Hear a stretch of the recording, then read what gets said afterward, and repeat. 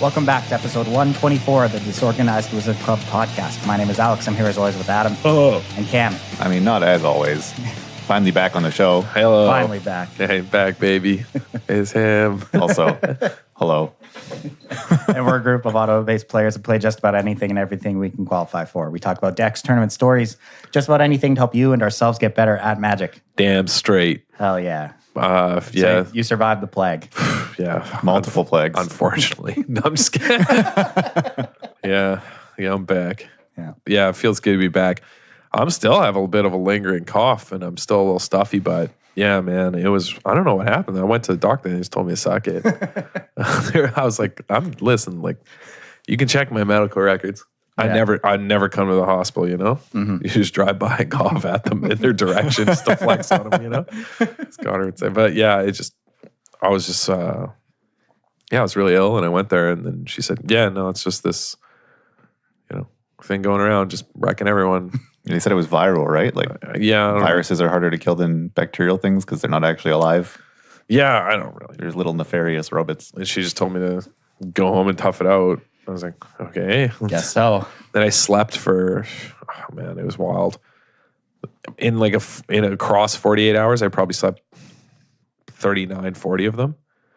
I would sleep for 8 hours, get up for an hour or two, eat, and then go back to bed for another 8 hours. And by get up for 2 hours, I mean cough for an hour, eat some chicken soup, and go back to bed.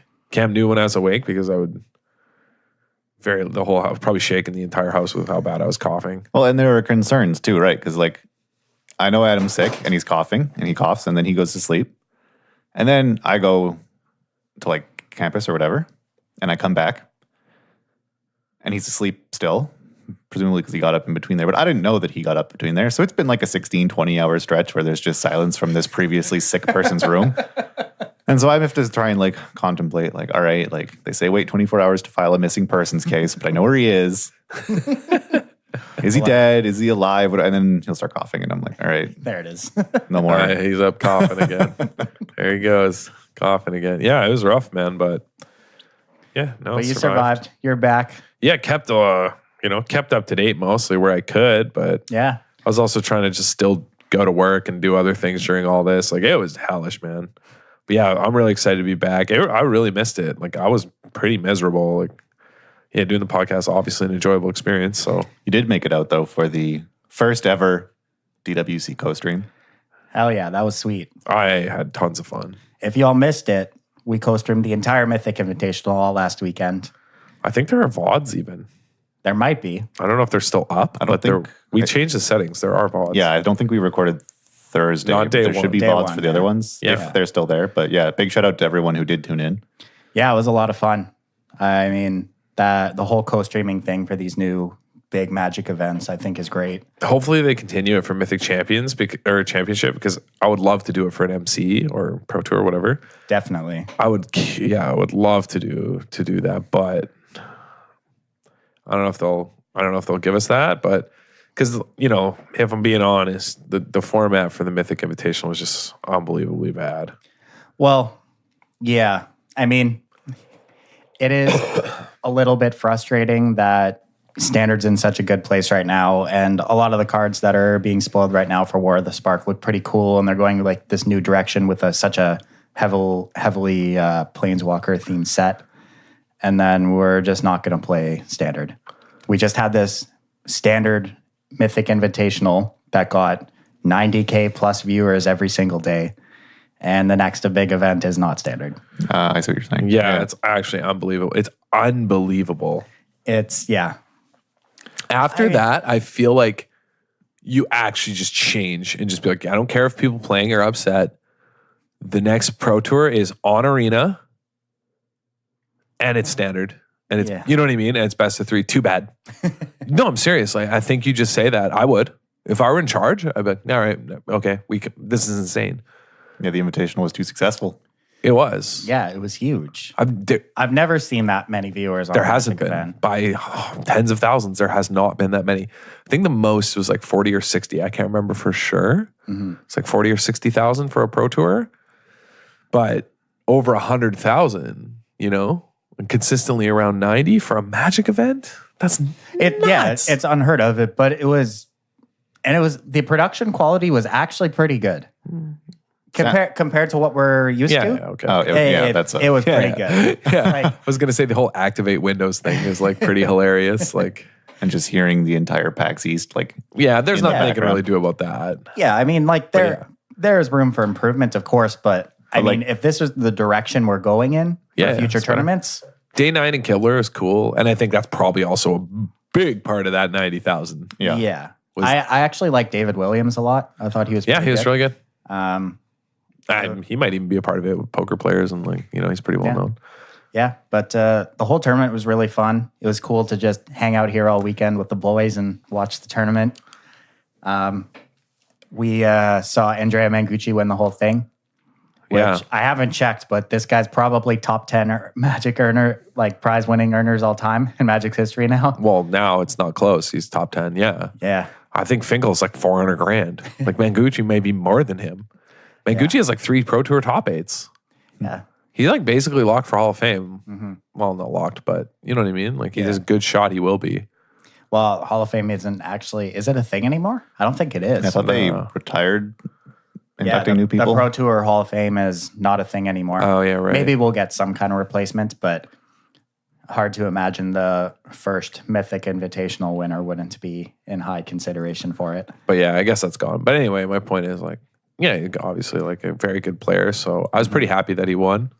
Yeah, I mean, the format was weird. It was terrible, but I was trying to say it nicely. The format was terrible, but you know, there were some exciting games. Oh, for sure. I don't know if you guys noticed this, but I definitely saw a lot less non-games in the sense of players just not actually playing Magic at all. Well, that's the best one format, right? Yeah, maybe because of the shuffler. Yeah. Yeah. So that was nice, but you did see non-games in the sense of just matchups that were over after the die roll, in the sense that, okay, this player's on the play. This is the matchup they rolled. There's not really any chance now for the player on the draw. Oh, yeah. No, it's a joke. Like the amount of matchups that were just determined by die roll is insane. Yeah. And we kind of had a joke ongoing throughout the whole stream on the weekend, like, oh, that player mauled, they're dead. Yeah, well, because it was true. And, you know, it was a joke, but it was actually, And there's some truth to it. This is something we'll talk about later in the podcast too, about like how much more impactful opening hands are in this format. yeah. Yeah, the real tragedy to return to what you're saying, I think, isn't just going forward that the next tournament is the next major tournament isn't standard. That will be coverage. That is in itself a massive tragedy. But another big tragedy of it is that, you know, for like the last 2 years or a year and a half, I should say, before the arrival of Ravnica, the new Ravnica set, Standard was in a pretty miserable spot for about a year and a half. Pretty miserable might be an understatement. It was one of the darkest timelines it's been in, for sure. I'll give you that. And it was so bad. And Standard is currently at a spot where it's incredible. Mm-hmm. It's amazing. There are so many viable decks and so many interesting options and choices. And I think if you told me any of, I don't know, a dozen decks won a tournament, I wouldn't be surprised. Yeah. And that's only viable in best of 3. And best of 1, there were basically 4 or 5 decks. Yeah. Not even. The only matchups that matter were aggro versus Esper. Those were the only 2. There was essentially 2 decks, mono white, mono red. I'm grouping them together. Yep. Because they're just both sort of the same strategy, and Esper, you know, and that's it. And it was just the entire weekend of coverage. And it's like, we used to complain about this, right? This was considered like the worst Standard when this kind of thing was happening. Yeah. I mean, we saw a bit more diversity when you open up to top 16. If you're looking at the top 4, I mean, you had 2 Esper and mono white players, and then a mono blue, mono red, and then an Esper mono red, which is kind of... Yeah, it doesn't look great. One deck out of that mold, and it was good old mono blue flyers. Yeah, which didn't really show up much in this tournament. But Canister was actually, I think, the only player who registered that deck. Yeah. Yeah, scoreboard. Probably best. Yeah, literal best deck. But yeah, there were some interesting decks that we saw. I mean, I think it was MTG Nerd Girl who brought the mono green Stompy deck that splashed blue for some counter spells and just dunked on some Esper players. That deck was sweet. I think it's safe to say the majority of the MPL players either all had an Esper deck in their lineup. Yeah. And then they had either mono red or mono white as their other deck. And yeah, that it just it seemed a little stale to me. Yeah, I think that's just awful. All the interesting games that you alluded to earlier, the ones that were, well, okay, not all, but the vast majority of the interesting games, one that were fun to watch, that had decisions that, like, as we commentated, we were discussing what could happen, what top decks we could draw, where the games didn't feel like they were decided on early turns and then sort of played out to a foregone conclusion, were the ones with these weird decks. It was the Dinos versus whatever matchup. It was the Reclamation versus something deck matchups. Like, yeah, those matchups were like sweats and really cool. Yeah, they were fun to watch. And the Pterodactyl match, like she should have won. And so like we could have saw more of that deck, you know?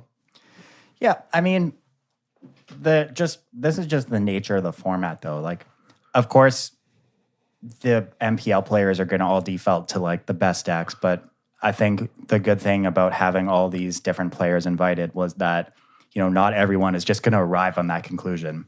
Yeah. You're going to have streamers that are going to be bringing, you know, more interesting decks. And we actually saw a lot of them poke through to the top 16, which was cool. But overall, from just, you know, the format perspective and not only just gameplay, or just the nature of how this whole best of one format worked in this tournament, it just wasn't really exciting or interesting. Yeah, I thought it was just overall complete flop. It got pretty boring by like that, seeing that matchup over and over again, the like red aggro mirror, or not red aggro, Esper and aggro mirror, did get pretty boring. Like near the end of day 3 and into day 4, we had things where like matches would start and we'd just be like, well, it matters on like how this thing rolls out. We'd see how the die roll went, and then we just kind of ended up talking about other things for the rest of the match. Yeah, and I mean, for a lot of the weekend, we were trying to, you know, figure out, what deck are they going to go with? What deck are the players going to go with for the final game of their best of 3? And pretty much every time, if both players had an Esper deck in their lineup, it was just Esper mirror match. Yeah. Well, having access to a sideboard due to Mastermind's acquisition is just insane. And you just kind of feel like you have more play with that style of deck, more control over your destiny. Whereas with mono red and mono white, it's so much more dependent on, do I have a good draw and am I on the play? Right. Like, did I win the die roll in game 1 of the possible match? Mm-hmm. Did I roll my aggro deck and did I roll the play? Oh, okay, got him. You know what I mean? Yeah. I didn't really feel like there was much thought. Well, it wasn't as much of an interesting discussion over what decks do the players go with for the third game, if it got there, as it could have been. The only cool one was Manguchi, who deserves to win the entire tournament due to what he did to Gabriel Nassif. I was going to bring that up next, which is, I actually thought this was great. Yeah, like for anyone who didn't watch or anyone who missed it, so Gabe Nassif was playing the Dovin's Acuity version of Esper Control, and this is their winning in for the top 4 or whatever, right? And Gabe's Esper deck, or Yellow Hat, whatever you want to call him, his Esper list is just way more tuned for the mirror. Like it basically, it's going to be a stomp. And so, and also, Manguchi can't play Esper Control versus Gabe's other deck, which is Reclamation. So either way, Manguchi's Esper deck loses. Yeah, because his Esper deck is way worse in the mirror because Nassif's on the Acuity version, and it's just very, very bad versus Reclamation. So it kind of pigeonholed Manguchi into playing mono white. To playing his mono white deck because you just can't beat Reclamation. Mm-hmm. It's so miserable. And so Manguchi registers Esper. And Gabriel Nassif's opener is a snap keep versus mono white, and he keeps Moment of Craving, Kaya's Wrath, Vraska's Contempt. Yeah, because you think as Nassif, there's no way Manguchi registers Esper. He can't. It's 2 horrible matchups.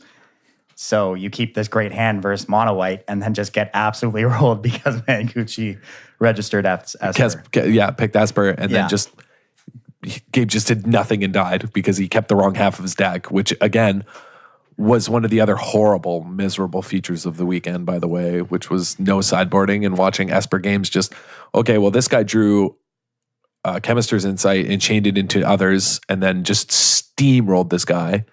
Well, the guy just like kind of had some removal, maybe counterspell, but never drew card advantage and just died. Yeah. Yeah. And like, as much as I love that Magic, we had this event and that Magic got exposed to so many viewers, I think it's a bit of a bad look to have these kind of games. Yeah, but I don't think people who watch like know that. Yeah, but at the same time, if you like play games at all. Yeah. I don't know. Yeah, for sure. No, I agree. Because Chemister's Insight's like the best card in the mirror, right? Yeah. You pitch dead cards for good cards or more cards, either one. Which matchup was it in the top 4 where it was Savitz versus, who was it? Strosky, maybe? And where Savitz drew 2 Chemister's Insight in the top 20 cards of his deck and Strosky saw 0, and then the matchup wasn't even close. It was a stomp. Yeah, Savitz just had like 7 cards in hand, discarding to hand size, had like a Teferi and an extra one and counter spells, and Strosky was just like drawing a Kaya's Wrath and passing. Yeah, exactly. Yeah. Like that was such a miserable part of the weekend was that because people in our chat and in the main chat kept saying, oh, the Esper Mirror is so miserable. And it's like, well, it's especially miserable when it's this format. You know what I mean? It's miserable when neither player gets to sideboard out their bad cards because it actually gets incredibly interesting post board. Agreed. Even though, again, I think most people wouldn't. They're wrong. Yeah, it is a wildly interesting post board. Mm-hmm. But yeah, Manguchi deserved to win the entire thing for that play because man, he got him good. Like he must have just been like, I got you so bad. You know what I mean? Like. Actually insane. Yeah. And I guarantee he had to be thinking about that. I bet that was like his only strategy. He's like, well, like, you know, as far as like play patterns, there were no like, oh, sick play. Like I would never have thought of that because like everything just felt so like streamlined. Mm-hmm. But I will say, yeah, that was like one of the outside the box sort of moments of like, wow, that's nuts, you know? Yeah. I'm trying to think if there were plays even on the weekend that I was like, wow, like, you know what I mean? There was maybe 1 or 2 like pretty good plays. Yeah. I think Savitz was going to lose when he was going to lose to the Carnage Tyrant from Pterodactyl, but he had a Teferi emblem. And he was like, oh crap, I'm dead. And then he's like, wait. And he just cast 2 Chemister's Insight exiles the Rhythm of the Wild so the Carnage Tyrant doesn't kill him. Like that was cool. Yeah, that was cool. Because he could see his like, oh crap, I'm dead into like, wait a minute. There were a couple other turns I watched from mono red players where I think it was myself and commentary sort of explained a play pattern or a line. And then the red player found like some other way that was like eked out slightly more optimization. And so like it's kind of cool to see a couple turns like that because I'm not super good at playing aggro. Mm-hmm. So I have like a vague sense of having seen a couple cool plays, but yeah, nothing like... I mean, the match that stands out to me the most from the weekend was the lower bracket finals of the top 4 with Savitz versus Canister when Canister was on mono red and Savitz was on Esper. And just that game was wild. That game was nuts. See, I missed that one because that was the one we were switching out commentary because there was like 5 of us here and I was eating the pizza. Just the plays back and forth where like Canister was top decking and Savitz was just on the verge of dying for so long, and then just like they played perfectly into what was going on with each other. And like Canister had a turn where he didn't attack with a fanatical firebrand, and then Savitz draws the moment of craving. And if he had attacked, then he would have been able to pop off the moment of craving and gain 2 life. And then Savitz just like had a moment there where Canister doesn't attack, and Savitz can activate his flipped search for his Canta to try and find something. But if he does, Canister's last card in hand is a lightning strike, and he dies immediately because he gets to hit him for 3 and then pop his firebrand. And then Savitz kind of just sat there for, 20 seconds, like, why didn't he attack? And then figured it out and just doesn't activate his search, which was just so crazy. Yeah. That was the game that it ended when Savitz was at 3 and activated his search for his Canta and was looking at Teferi Kaya Absorb. Oh, and then he threw on the pick. And he had 5 lands up, and he took Kaya played it, plussed it to go to 5, but Canister had held a get to lava runner and then top deck to strike. Yeah. Yeah. And so a lot of people were saying, I definitely would have taken the absorb. Absorb is way safer. But over time, you do also have to kill him, and over time, Kyle wins if he has nothing. Yeah, that was my point. That like it looks silly because he drew the lightning strike there, but like if he misses on that turn, then Kyle runs away with the game, and like and you also have a way to clock them. Yeah. That's true. So that was an interesting choice. And I didn't know like what cost him there was that after he cast the Kaya, he only had 1 land left up and a moment of craving in his hand. So if he had 2 mana up, it's totally safe to take the Kaya there. But by taking the Kaya, he exposed himself to a top deck burn spell and lost because of it. Yeah. So if he has the thing up, then it's safe to take the Kaya. But could have just waited a turn. That he doesn't, and people were saying to take the absorb. I think he actually still loses there if he takes that absorb, because Canister top deck lightning strike, right? Mm-hmm. And he would have been at 3 without the life from Kaya. So you're at 3, you took absorb, and your opponent casts get to lava runner. Yeah. And you have 4 mana. Like, aren't you not just snap absorbing that? Yeah, you have to absorb that. And then you get struck in response. Or even if you don't, because you have 4 lands and you're staring at absorb and moment of craving, you're going to die with moment of craving on the stack. You have to like Galaxy Brain, let them hit you to 1, untap moment of craving it with absorb up, and like that's not super Galaxy Brain. Yeah, no, I've like made plays like that. Yeah, and he was playing really well, and I think he made a play like that earlier where he got attacked. That's down not that super unusual. Well. I don't think we should talk like that's like God tier. Like that's right, like, but like that's just like correct in a lot of cases. Right, but if you're worried about lava runner strike, then you don't play Kaya. Yeah. Yeah. So I don't know. I didn't watch that one because I wasn't commentating. Yeah. But like, if you haven't watched the game, it's well worth it to go back and watch it. It was really interesting and a lot of fun. So of all the games, that's the DWC recommendation. You know what? We actually are pretty good about doing this usually at coverage. We'll always pick out like this match was nuts. And like that is something in the Discord someone had mentioned one time that like, yeah, I always go back and watch the matches you guys will like talk about as like these like insane matches that people should go watch. Mm-hmm. And I remember because we were talking about way back, like the Sammy T one where he like baits Paulo like so badly and just like gets him so bad. And you can tell Paulo just like tilted off the face of the earth. Like that one's pretty good. But like there's a bunch over the years we've talked about like, man, check out this crazy match. And so, yeah. Oh yeah, that's good to know. I should have watched it, but I was eating pizza in the next room. But there was just too many people in here. We were switching out. But would you say, are there any other moments from the weekend that jumped out at you guys? No, not really. I wasn't too like doing commentary and sort of having fun with it.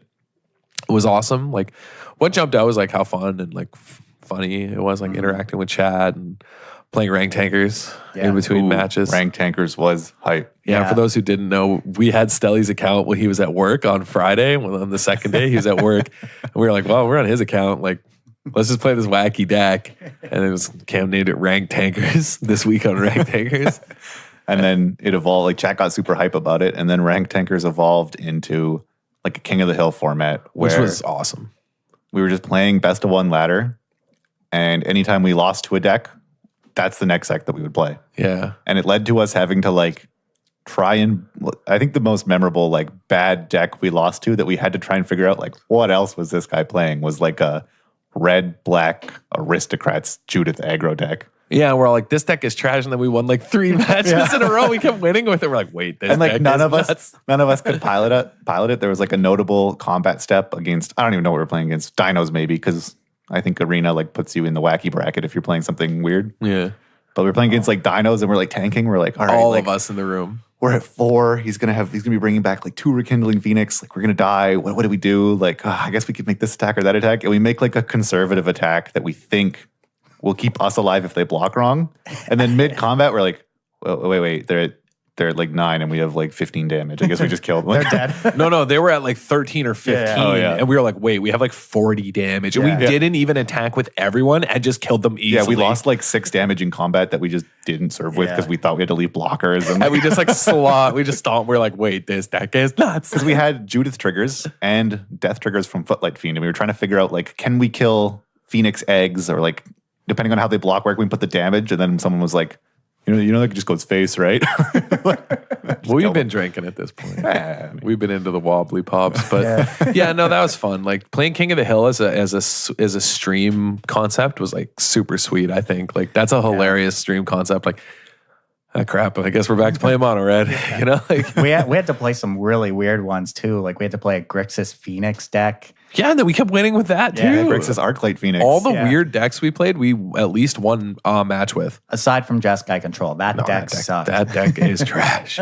We got stomped. Yeah. Well, we got just auto paired into Esper and then lost immediately. Oh yeah, no, like that's what killed Jeskai. Like, as sick as like Niv Mizzet might be, you ain't beating Esper. You're telling me you're gonna beat the mirror control match mirror where your opponent plays 4th Thought Eraser in their deck? This is what we were saying in middle of last season. We were talking about like how Jeskai Control was like the go-to control deck, but it had to make some awkward choices, play some settles because it was still Jeskai. Or Lava Coils even. Or Lava Coils. And a few of us, I remember I said it, and I'm sure you guys have said it as well, that like we were worried that come the additional shock lands and the Azorius cards that like Esper would get pushed over the top.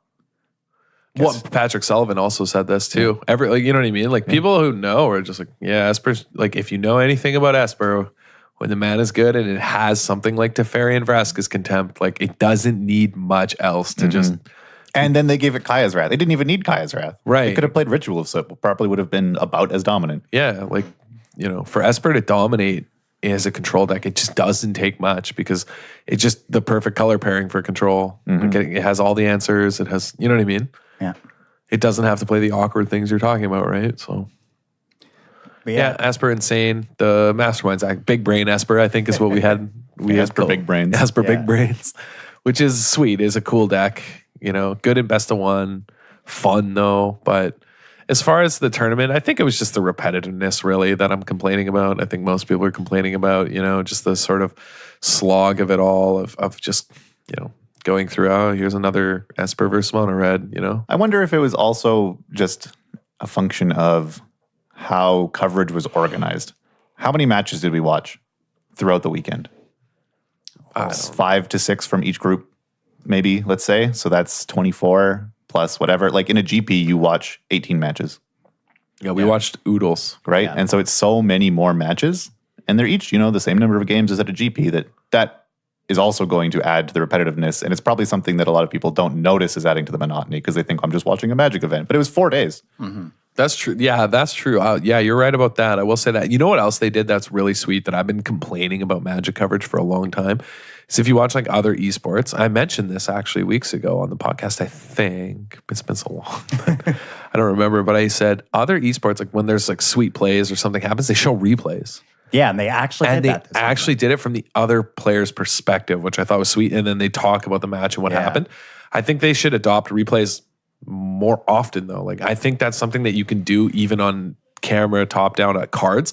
Be like, oh yeah, like look here, you know, and just cut the replay. Oh yeah, at this moment it was, you know, this was happening. And then all of a sudden this top deck completely changed the game. And you see here, you know, like this play. And I wish announcers would get a little more into that. You know what I mean? I actually really did like that aspect of it. Yeah, because I've been, right? I did complain about that, right? Yeah.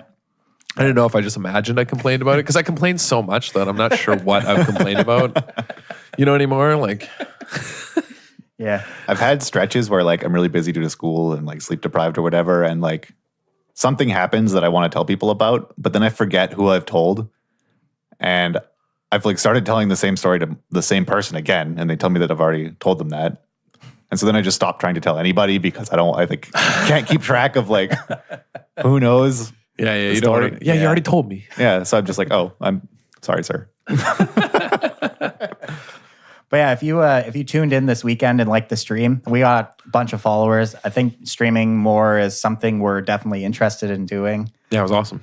It was definitely a lot of fun. So be on the lookout for more future streams from us. I might just come over to the studio and just while you're at work and just chill here. Yeah. Twitch.tv/Disorganized Wizards Club is where you'll find us. Dang right. It was sweet. But yeah, it was fun. So I guess that about wraps it up for invitation. I don't have much else to say. Let's move on to Modern. Oh yeah. Hooray. Hey, right on, actually. I can hear everybody cheering. Hey, no, I don't know, man. First off, basically a hometown GP right here. Magic Fest Calgary. But I will say, Modern, you know, doing its thing here, look, the format's diverse and healthy, so what could you possibly complain about? I mean, there are 8 different decks in the top 8. Jund Breach, Grixis Death Shadows, Humans, Is It Phoenix, Dredge, Golgari Midrange, The Rock, Blue-White Control, and Blue Moon. This is a murderer's row of decks that are good in Modern, and I think speaks volumes to the diversity of the format. But I will say, so I'm joking because like I think they're all just like linear dog shit. Yeah. Oh, sorry, pardon me. Like that sounds so extreme. But it's funny because like they're diverse, but they're all sort of doing the same thing. Is it really diverse when they all just do the same thing? What do you mean they do the same thing? Dredge puts cards in the graveyard. Blue Moon casts Blood Moon. That's very different. They're all just, I did this thing and now you lose. Mid-range. Yeah. Thoughtseize, Okay. I will say Golgari mid-range and Blue-White Control get a pass. Okay, those decks get a pass, but like if you're playing a deck with Primeval Titan, like is there decisions? Like that's just the most donkey deck imaginable. Like although his list is sweet. There's a Woodfall Primus in it. Yeah, Jund Breach taking down this tournament. Very kind of super unusual. Yeah. It's a Valakut deck though. Like it's through and through a Valakut deck, but it's got Faithful Saluting in it, which is already weird. But it also has 2 Fatal Push and an Assassin's Trophy. Those are pretty much the weird, and it's through the breach. Like, but that's not that weird. So EE main is a little unusual, but it's for sideboard cards as well. So in a format that is so incredibly dominated by sort of linear decks and combo decks and things like that, sometimes the Titan and sort of Scape Shift and whatever style decks, Valakut decks basically, can have a really hard time with linear combo decks that are just way too fast for them, right? Mm-hmm. And so it's all good now. We got Slaughter Games in the sideboard, baby. Because Slaughter Games is insane again in the sideboard here. Yeah, it's a really interesting take on this archetype. And I mean, we haven't really seen a popular Through the Breach deck recently. In recent memory, I think there was an SCG player who won an open with Through the Breach deck. You see it still crop up in the top 16s, 32s, occasionally a top 8. It was an Amulet of Vigor deck, though, that he won with. Yeah, that'll happen. Yeah. But people do play it with Primetime and just, because did I tell this story about Toronto and the Galaxy Brain play with the guy like, he casts his. Did I tell the Scape Shift? I don't think I told it on the podcast. I think you did, but tell it again. Okay, so I'm watching the game beside me because I'm just like stomping my opponent. It just doesn't matter. Or I'm getting stomped, maybe. Actually, I can't remember. No, I was stomping him, but because I was playing against Control. And anyway, I'm watching this match beside me, and it's Control versus Scape Shift. And the Scape Shift player has 3 cards in hand. Mm-hmm. And 8 land. Yeah. And he goes, cast Through the Breach. And the guy kind of thinks about it for like not really any time and then goes cryptic, like counter draw. Yeah. But this taps him out of counter magic, right? Yeah. And the guy just goes, cool. Like exile the Simian Spirit Guide Scape Shift. For his 9th land off the Simian Spirit Guide and kills him. He had nothing in hand. Just baited out the counter spell with the Through the Breach. And then just was like, cool, kill you. Like, it was awesome. Yeah. And the more I thought about it, I was like, man, the Galaxy Brain play was actually to let it resolve because the guy wasn't dead even to Emrakul if it was Emrakul, which it wouldn't be. It would just be prime time. But if it is prime time, you have a cryptic command. Mm-hmm. Just bounce it and draw. Yeah. Yeah. Yeah. Right? Like, I was like, man, people just got baited here. But anyway, it was sweet. So yeah, my whole point is that Through the Breach decks still sort of like lurk around. Mm-hmm. But yeah, I don't know. This deck's interesting. I really like Faithful Saluting actually in like Titan Shift style decks. Yeah. Because late game, like you just don't want to see any more Search for Tomorrows. Right? Yeah. And this is now, I think, the 3rd GP in a row where we've seen a Titan Shift deck, within the top 8, or maybe it's 3 out of the last 5 have had, Primeval Titan Scape Shift decks on the top 8, and this is just kind of a new take on it. But yeah, Faithless Looting, not a card you've really ever seen in this strategy before. Isn't it surprising that it took this long to show up? Yeah. I mean, it's... With as much as people love that card in Modern. And they talk about it like it's the best card possible, Did you realize it's Brainstorm? But yeah, I'd be really interested to see what brought this guy to that decision and how good it actually is in this deck. Because, I mean, you're not really taking advantage of it like some of the other decks do in Modern at all. It's more of just like, I guess, a card selection at a disadvantage. Yeah, well, later flashing it back when you're just like this deck, though. Okay, Jund has way better sideboard options, so like looting's already better there. But also, like late game, you just, let's say you're in a position against like Jund where you're both just top decking. Late game of Faithless Looting's like just lights out.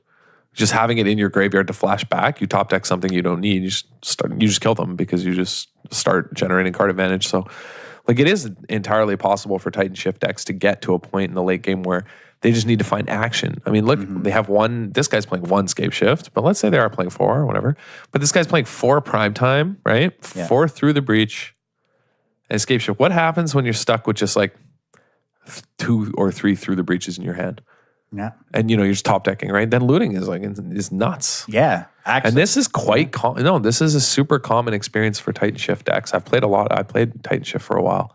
Miserable, absolutely dreadful. But I played it. I went undefeated with it at like 2 tournaments. I was like, I hate this deck, and just never played it again. I like borrowed it from Phil and played it in like some open, or something, and just like didn't lose. And then I like played it in another random Saturday, like a 7 or 8 round tournament, and just like never lost. I was like, this is actually the worst. Like this is so miserable. And I gave it back to him. I was like, get this thing away from me. And then he also was like, I know I told you it was miserable, but he like had it together. But anyway, actually sort of surprising to see it take this long for them to adopt looting, because that scenario happens a lot where, you just sort of end up with, a bunch of nonsense in your hand. Yeah. And I guess, the amount of cards you have isn't really important in this kind of strategy. You just need to find your bullet. Once you've assembled the amount of lands you need, you just kill them. Like you just go get a Prime Time and just start mowing them down with Valakites or, whatever. Yeah. Dude, I like it. I think it's cool. New iteration on this kind of strategy. Yeah, and Woodfall Primus is lit. We don't really see new Modern decks. Like it's a bit of a stretch to say this is a new Modern deck, but we haven't really seen something that looks exactly like this before. No, not winning tournaments anyway. No, for sure. It's really strange, but its sideboard is just so powerful, right? Like Damping Sphere, Tyros Trackers, Leyline of the Void, Ravenous Trap, Unravel, Slaughter Games. Like it just has such a Shattering Spree is insane. Like it just has answers to, if you go back and look at this top 8, like what is this top 8 list doing to him? Getting stomped. That's what, you know what I mean? Like they can't do anything against this strategy. Like he has such good sideboard options to shut down their whole deck. So, but yeah. Also shout outs to my buddy Curly, Andrew Huska, for top 8 in this event with Is It Phoenix. He hasn't played in a long time, came back, just took a list from Dan Fournier and ran with it. Nice. Told him how to play the deck, played the Pyromancer's Ascension version that we've seen and talked about actually at length. This version's getting more and more popular. Seeing most of the best performing lists now playing, 3 copies of Pyromancer's Ascension. That card's just so good in this deck. Yeah, we talked about this, right? We've been a fan of this for a while. It diversifies your strategy so that you're not just reliant, because in the mirror, you just lose to surgicals, right? Yeah. And this diversifies your threats to a point where you're good to go. You can literally storm them out. And we're back on Ral is it Viceroy, modern playable. I mean, that's just trolling. Planeswalker. That's definitely trolling, but I'm okay with it. I would like to, 3 surgical extractions in the main deck too is like, that's a commitment. Yeah, I don't mind it in Modern though, where everything is a glass cannon. Considering how popular Phoenix was the last 2 weekends, or the last 2 times there were like Modern events. Yeah, and Phoenix, they said, actually, I checked on the meta game breakdown, it was like 30% or something. Like it was absurd. No, maybe it was, I think it was. It was something like that. It was everywhere. And I mean, only 1 copy made in the top 8 too. Yeah, the one that was the most hateful to the mirror. Yeah. And, past couple weeks, everyone was calling for the ban of Faithless Looting, and Is It Phoenix was, dominating all these big tournaments and putting so many copies of the deck in the top 8. It won the GP, it won in the SCG, was it? And now Modern's kind of adapting. Yeah. Can you imagine we live in a world where people actually are calling for the ban of Faithless Looting? Yeah. To be fair, it's also everywhere in this top 8. Yeah. How many are in this top 8? Well, we have Jund Breach. Death Shadow doesn't play it. Oh, They've been known to. They've been known to, but this one isn't. Not in this But one. they definitely have been known to. It's basically, is it Phoenix, Dredge, Jund Breach, and... I don't think Blue Moon plays it. I would be unbelievably surprised. Doesn't look like it. No, they're never playing that card. This Blue Moon deck is sweet, by the way. I mean, Rowell's advice for a modern playable card. Oh my God, in the top 8 of a GP main deck. Oh, dude, that's triggering. Just play it. Yeah. You're telling me this is a meme? This is real life. It's basically Teferi. It's only in Alberta. Only in Alberta. Dude, any deck list that's playing Desolate Lighthouse, I'm listening, dude. Old Value Village. I love this card. Actually Lighthouse. got played a lot more in Modern back when Splinter Twin was legal. Oh hell, like every Twin. It's like yeah. I play it in Jeskai Fairies in Legacy. You know I was playing it when we won that team tournament. When I was playing, it was in my deck list. Yeah, but like in Modern, we actually used to see it a lot more, but we haven't really seen it in a while. Yeah, but Alex with Standstill, it's insane. It's basically blue away cards. But yeah. No, it's Faithless Looting on a land. It's nuts. Yeah, exactly. Also, shout out to this guy's sideboard. This is another throwback. I have not seen this in a hot minute. Keranos, God of Storms. This card, again, this guy just played Twin and was like, I can't play Twin. Yeah. This guy just hasn't played Modern in 3 years. He's like, that is what it looks like. Actually, this is exactly what this list looks like. This guy just hasn't played Modern in 3 years and he's like, but had Jace's. Dude, he has Burst Lightning in his list. This guy legit hasn't played Modern in 3 years and he's like, yeah, screw it. He actually trolling. This is amazing. We're looking at Brian Wilms' Blue Moon. Yeah, it's amazing. They definitely also just misspelled Williams probably. But yeah, Keranos God of Storms used to be a staple in Twin as a way to beat rock decks. Mm-hmm. Only 2 blood. Man, this deck is outrageous. I love it. 4 Remand, like when was the last time Remand was registered in a Modern tournament? I don't know, 3 years. Well, when this guy last played Modern. Not since people started casting Death Shadow, right? Exactly. Like Remand has been a dead card for a long time. People don't play Remands anymore. Huh. Oh, man, this blue-white control deck doesn't even play Remand. No, well, they can't play Remand. But I mean, I guess you're just remanding whatever off the stack and then playing your Blood Moon, and then they can't cast it. So well, that's what Twin used to do. Got him. Yeah. That's what I said. This guy just hasn't played since Twin was banned, and then he showed up. He's like, oh, wait, Twins are banned? What's this thing in the ice do? All right, I'll just play that. Man. Speaking of having not played for a while, so the winner of this tournament, Attila, has been playing Magic around Edmonton for a long time. I knew of him and played against him while I was there. But a friend of mine said that he went to try playing Magic when he was a kid, 13, 14. Had his sweet new standard deck, went to play and got paired against Attila, and Attila just was playing some land destruction deck and just stone-faced blew up all his lands for 2 games, and then he was like, thanks kid, and just left. And my friend was just so crushed. He's like, yeah, I destroyed all my lands. He just didn't play Magic for 8 years until he was in college. You'll love to see it. And then afterwards, get rid of the week.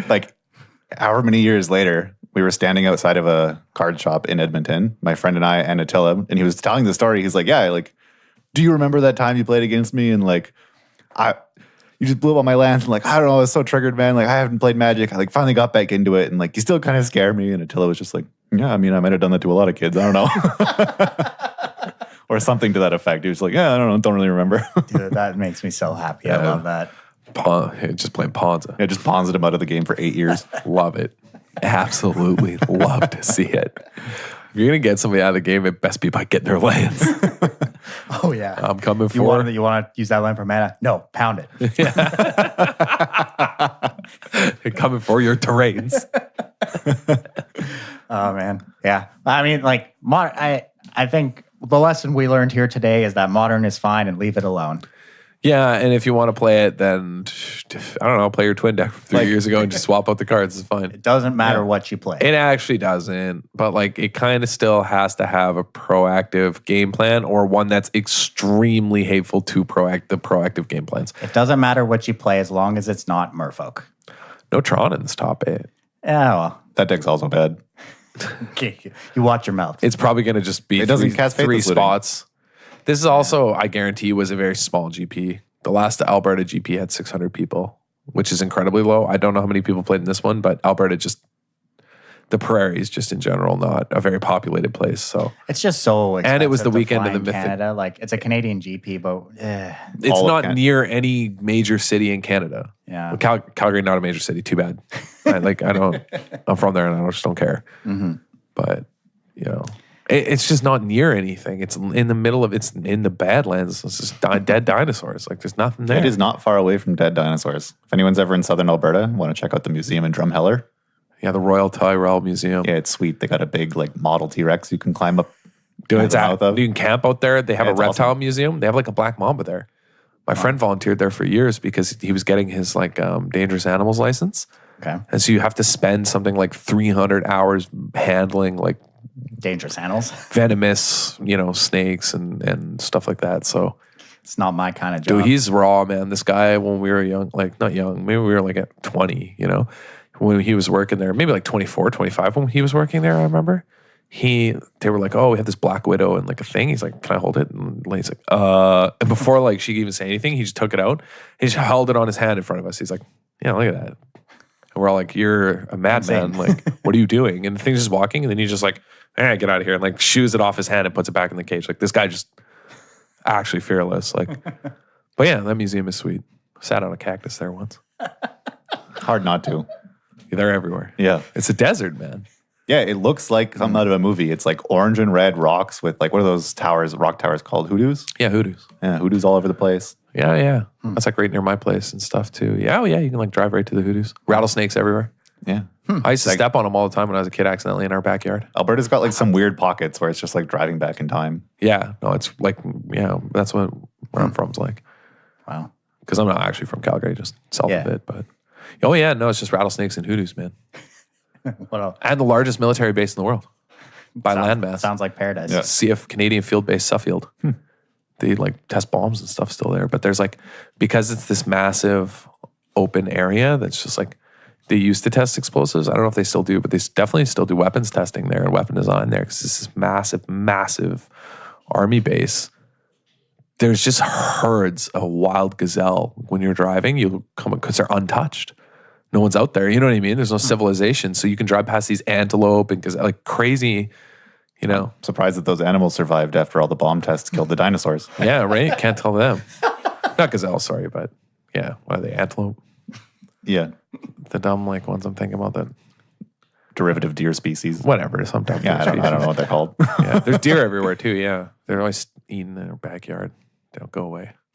Wow. Anyway. It's a weird place. Calgary's a weird place. So don't trust the modern metagame from there is what I'm saying. These people can't be trusted. Fair enough. So that just about wraps up the week that was. We have a little bit.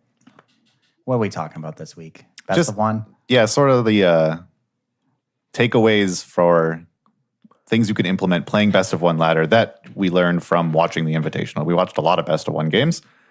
And there's some sort of features about this format that we noticed and some things we want to discuss. I alluded to sort of a thing about hands earlier, so I think this first point was yours, Adam. Yeah, I think it was. Yeah. Sorry, so out there for a sec. I'm really out of practice actually. Jeez, yeah, taking 2 weeks off. But yeah, you should definitely heavily skew builds of your deck in best of one to ignore weak matchups and only just smash the ones you have a chance at. We saw Savitz do this, and I think it was the best decision he made and why he performed so well this tournament was that he just had 4 Moment of Craving made. Yeah, Esper can beat mono red for sure, but he made damn sure he had a good shot of it. And we saw him beating aggro over and over again with his Esper list. He would choose it in game 3 every time, just in case they chose aggro, but he designed his deck to smash mono red if he had an okay opener. And he leaned into that, right? Like you aren't beating Reclamation, right? So who cares if you have 4 Moment of Craving against them? It doesn't matter. You're not beating them if your hand is somehow, if your deck is balanced to beat them. Because that's just without sideboard and the ability to balance your deck and then skew it post-board. Because that's actually the lesson here is that in deck building in best of 3, you build your deck so that it's actually able to balance in game 1 and then skew towards beating matchups post-board, right? But actually you don't bother because you can't sideboard. And so you heavily skew your deck building choice to beat the matchups you can beat. Mm-hmm. Yeah, if you're in a position to pivot but are never given that option, then you're just in a terrible position. Right, which is why Sultai midrange was just unplayable. A horrendous choice in and it's still a bad choice in best of one, but maybe one of the best decks in best of three? Yeah, I would top say three. I always sure. forget just like how powerful Sultai is because I haven't played against it for a while, and I was doing a bunch of drafts on Arena. I wasn't playing Standard, and then I played Standard one Thursday night because a friend was going to give me a ride home, but he was driving to Standard, so I guess I got roped into that. And he lent me like Blue-Black Thief of Sanity. I just got smashed by like Wild Growth Walker into Explore Creature. I just forgot about like how nuts that deck gets. Yeah, no, it just pops off on you and then can refill like it. And then post board, they just board out their 4 to 5 bad cards in the matchup, and that's all it takes for them to be just stomping you. It only takes that's the thing. They're only game one, let's say 45% versus everyone, or lower if the matchup's bad. But post board, they can be positive in every matchup. You know, they board in the negates and the duresses, and they're good to go, and they're just going to smash you. You know, or they board in the answers they have to aggro on, which they don't really need because they're already pretty good. But yeah, they board in a couple and they just smash you. Like they're only 4 or 5 cards off smashing every matchup, but they don't win those matchups game one. Yeah, and I mean, so this is kind of the nature of being able to sideboard in a best of 3 format where you don't have to skew your deck game one at all because your deck can still beat everything post board. Where playing best of 1, you don't have that option. And there's just no way you can configure any main deck in this format so your deck can beat every deck in the format. Yeah, it's another point on here that you had, which I think is really, really smart. Is like, you're not beating the world. Yeah, and so you just got to take your licks where you're going to get them and just build your deck so you're good where you're good. Well, yeah, this is just modern, right? Where you just embrace, you embrace what you're doing, your linear strategy. You just go all in. So you can't beat everything, and we shouldn't try. You should just try and do the thing you're good at, and that's best of 1. So, yeah. So I think that's a good strategy for best of 1. Yeah, another thing that we saw about best of 1, and again, I noticed this in Savit's Esper deck building. As you mentioned, he had 4 Moment of Craving, which was great for the aggro mirrors, and you could tell that he was expecting what he submitted, aggro and control lineups. Because while being tuned towards aggro, his deck was also slightly tuned towards control as well. He had an extra counterspell. Most people are playing 6. He was playing 7. He had like 2 syncopates or something. Yeah. And he had an extra Kaya, so he had an extra win con. So that was another thing that his control opponents had to answer. And an early win con. Like and an early something threat that he could sneak under counter magic. But the sacrifice he made to fit these cards in was, I think he wasn't playing as many Chemisters Insights. Other decks were playing 2 Masterminds Acquisitions. He was playing 1. Yeah. Things like this. And so he cut sort of the card advantage / late game cards. And I think why this was so successful for him was that, like, as we talked about earlier, that control matchup between Menguchi and Nassif ended because Nassif kept a bad opener. And normally in control mirrors or just in Magic in general, you expect to sort of have medium openers sort of level out as the game progresses because you just draw more of your deck. But like when you have so many dead cards in your deck, especially in this type of format, your opener is so important that like it can decide the game.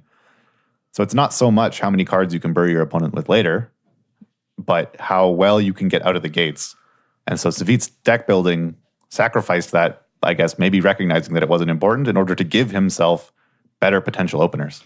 Yeah, I think the biggest difference his deck had from pretty much every Esper deck we saw is he played 0 Cry of the Carnarium in his deck. Yeah. Which kind of seems a little insane. Yeah. But in favor of extra counter and extra Kaya. Yeah. But the thing is, those spread across both matchups, right? Like he split, like he sacrificed the Cry for the ability for a card to be good in both matchups, which again plays to the opener, right? Yeah. Most people just played like 3 Chemisters Insights. Well, Menguchi did, and so did he. But some people played 4. Some people played more Masterminds. Yeah, Strosky had 4 Insights. Yeah, but it was like all over the map. Like people played all these different things. Chemister's Insight, again, still the most important card in the mirror in a lot of ways. Like it just determined so many games. But again, sort of really what's happening with Savit's choices are that, having the extra Kaya and the extra, let's say, Syncopate gives you the ability of having an acceptable opener in either matchup. of those two matchups, Syncopate can tag something on turn 2, and Kai can come down on turn 3 in both those matchups and do relevant things, right? So he just traded to say, okay, well, I'm just always going to be able to play Magic. Yeah. As opposed to, I'm like really skewed towards winning the late games. Like, I just want to play Magic in the early game and then figure the rest out later, which is, in best of one, the only thing that you really should, just make sure you can play in the initial turns, because everyone's decks were so consistent because of the way the shuffler worked for lands and spells that you just have to be able to have an okay thing to do in the early game, like Cam said. I have a question about the red decks that did well, because we've been talking a lot about the control builds. Were the sort of people with red decks that went the farthest the ones playing a lot of Experimental Frenzy? Because some people were talking about trimming it. They're only playing 2 and light up the stage instead. So Canister had 3 and Stratsky had 4. Okay. Yeah. Maybe that card's just too nuts, but... It is nuts. Yeah, because I was going to say that like this too isn't good in red openers. So like maybe if you're leading on openers, you only play 2 and 17 lands to abuse the shuffler and get out of the gates faster. And if you draw it, that's nice, but it seems that's not the case. So maybe my point doesn't hold up here.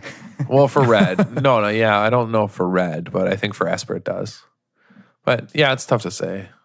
I mean, my best of one is just so terrible anyway. But yeah, it also like leads into that joke that we were saying, like you mull, you lose. Like your opener is so important because this game is all that matters, and like you're not really going to be able to draw out of it because best of one decks are built to lean on their opener. So they're not going to give you time if they have a good opener. So like yeah. So the lesson is to do well in best of one that you should heavily skew your deck to win the matchups you are good at or have an actual shot at, and that your deck should favor having consistent openers. Yeah. You can't have like fun ofs and experiment around with it. You just can't. Your deck should be linear and consistent. Mm-hmm. Yeah. And that sucks. No, I'm serious. That's too much like modern for me, but yeah. There isn't sort of unique fun of, get with the fun of. There was a few. I shouldn't say that. I'm just being overly critical. I'm sure I'm overreacting to the best of one format here, but yeah. So anyway, those are takeaways to sort of, I think about your deck choices in Arena. That's basically the summary here. Yeah. All I can say is after this massive tournament, I'm very excited for a big best of 3 tournament on Arena. Well, yeah, if you're interested in playing some best of 3 tournaments in paper, there is actually a place you can do that. There is, right here in Ottawa, Wizards Tower, wizardtower.com, your source for all your Magic single needs. Yeah, free shipping here in Canada, MTG Canada. Yeah, free shipping on those orders over $15. Oh yeah, right, over 15. You gotta love the Wizards Tower. They will hold great paper events here in Ottawa. Yeah, great sponsors of this podcast. We've got a Mythic Championship qualifier coming at the end of May. Yeah, it's going to be a big tournament. I think a 250 spot tournament that the Tower is hosting. So yeah, I think it's May 25th. It's going to be at the Nepean Sportsplex. Yeah, May 25th. Notably a Sportsplex because Magic is esports now. Yeah, well, they've been there before actually. Yeah. So I've played a Magic tournament that Tower hosted there in the past, a couple. And so the 2 reasons I've been to the Nepean Sportsplex were for weightlifting competitions and for Magic tournaments. A strange combination, to be sure. The junior team I got traded to when I moved up here for school played out in the Nepean Sportsplex. Oh, yeah? Yeah. So hockey tournaments and Magic tournaments, yeah. And weightlifting tournaments, that's it. Yeah. Yeah. But Wizards Tower, great sponsor of this show. Check them out, wizardtower.com. They got pre-releases coming up, man. I'm stoked. Yeah. I love playing pre-releases. End of the month. Yeah. So be sure to check them out. Yeah. Also, the bloat of the week. Yeah, so if anyone is listening to this on, say, you're streaming it through a web browser while you do work at a computer of some sort, I want you to step back, take a gander to the lower left of your keyboard. There's a control key, often useful. There's a shift key, but a really important one in the lower left. Last letter of the alphabet, often neglected. Z. It has a function, surprisingly, in MTG Arena. You don't just need your mouse. Did you know? If you mistap, it can untap lands. Wow. Well, people at the Mythic Invitational, where quality players were vying for thousands, $250,000 first place prize. They did not know this one trick. WotC hates us. Zed's dead, baby. Yeah. Zed's dead. That's a bit of a rough one. Yeah, that's a huge blowout. People didn't know that the letter Z could, We saw a couple people, their opponent set a stop in their upkeep. and they they tapped in response to something and then decided they didn't want to cast, but then it was in their upkeep and they didn't know they could untap that land and they just didn't have that mana that turn. Or someone played a Llanowar Elf. Well, they had multiple Rhythm of the Wild out and they gave it a +1/+1 counter with 1 trigger and haste with the next. And then they clicked it before having clicked go to combat. So it taps for mana because it's a mana dork with haste. And they didn't know they could untap it and they just skipped that combat phase. Yeah. You got to use Z or Z. Yeah. Depending on your alphabet. I actually have noticed that I'm not at all consistent with what I call it. Yeah, no, we call it both, and everyone in Canada calls it both. This is actually a common phenomenon. But I'm sure there's some unconscious rule that I'm using, but I don't know what it is yet. But I just seem to alternate at random when I'm using it as a variable while teaching, just between Z and Z. Well, on that note, thank you all for joining the club this week. Make sure, as always, you check out wizardtower.com for all your Magic symbol needs. If you want to support the show, you can find us on patreon.com/DWC Podcast. You can also find us on Twitter at DWC Podcast 1 or the Disorganized Wizard Club Podcast on Facebook. Be on the lookout for future streams from us at twitch.tv/Disorganized Wizard Club. And however you listen to the show, whether it's Podbean, iTunes, Google Play, any podcast app, leave a review, share the podcast, tell your friends about it. Everything helps the thing keep growing and bring it to new listeners. Check us out at GP Niagara. We're coming through with our social media manager. That's a whole DWC squad. We're going to smash it. GG, EZ. Catch y'all next week.